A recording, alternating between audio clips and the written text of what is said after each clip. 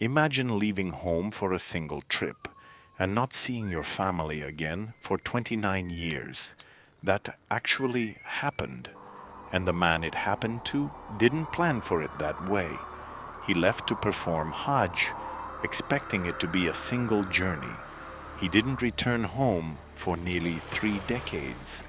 And the world he documented while he couldn't stop going became one of the greatest travel accounts of the medieval world. But the strangest part isn't the journey, it's what he came home to. His name was Ibn Battuta. He was born in Tangier, Morocco, in 1304. His family were Islamic scholars and judges, learned people, respected people, people who stayed in one place.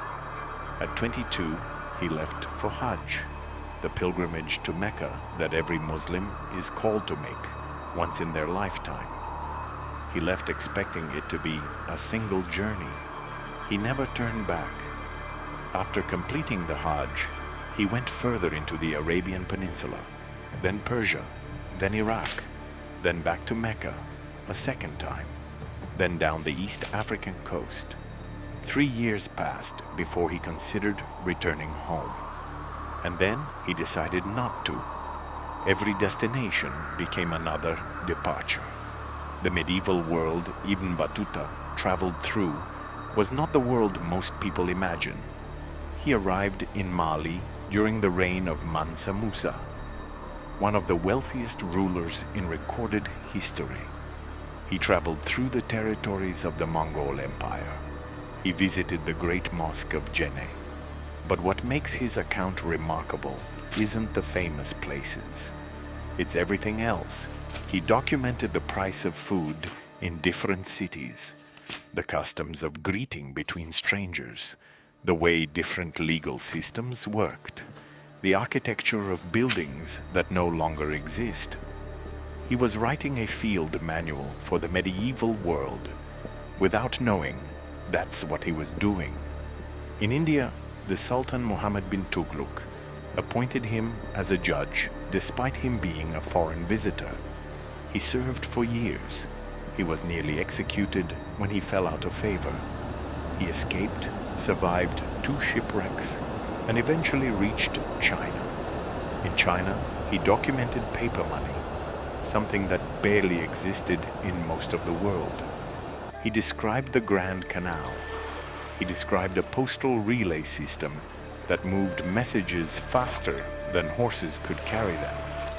He was describing a civilization that most people in North Africa and Europe would never see with their own eyes. For comparison, the circumference of the Earth is about 25,000 miles. Ibn Battuta traveled the equivalent of circling the planet 3 times without trains, without airplanes, without engines of any kind. The statistics are impressive, but the statistics don't tell you what the journey actually cost him. He was robbed multiple times, losing everything he carried. He survived a plague outbreak in Syria. He watched companions die on the road. He married in multiple countries and left families behind in places he would never return to. He was a Qadi, a judge trained in Islamic law. He interpreted his entire life of movement as a form of continuous learning, scholarship, and worship. He wasn't chasing adventure.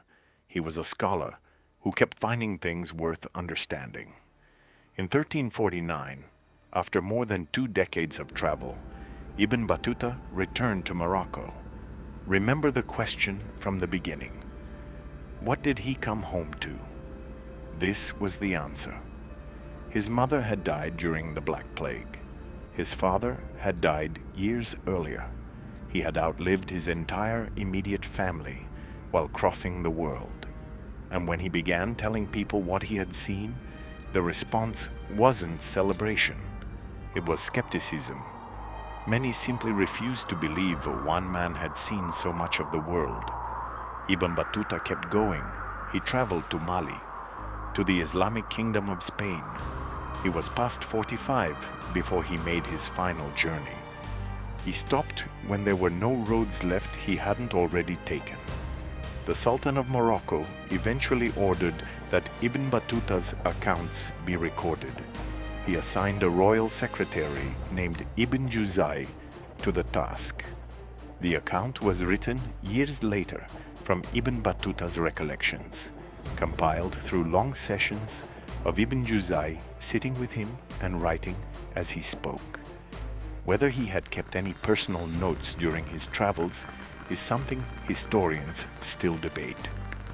What is known is this: the Rila, one of the primary historical records of the 14th century world, was the product of memory and conversation. Much of what he described has since been supported by archaeology, by other written accounts, and by physical evidence. Ibn Battuta died around 1368 or 1369. He was approximately 64 years old. He died in Morocco, the same city he had left 4 decades earlier for a single pilgrimage. The Rila was not widely read in Europe until it was translated into French in the 19th century. For nearly 500 years, one of the greatest travel accounts of the medieval world sat in Arabic manuscripts that Western scholarship largely ignored. He recorded first-hand accounts of societies that later disappeared or changed dramatically, leaving historians with an invaluable record of the medieval world. He described societies far more advanced than many outsiders expected, and found complexity that contradicted nearly every assumption. Ibn Battuta left home for a single pilgrimage at 22. He came back at 51, having circled the equivalent of the earth 3 times, served as a judge in 3 nations, and produced one of the most comprehensive accounts of the medieval world from memory and conversation. He never set out to become history's greatest traveler. He simply never stopped answering the next road. And because he didn't, the medieval world still speaks to us today.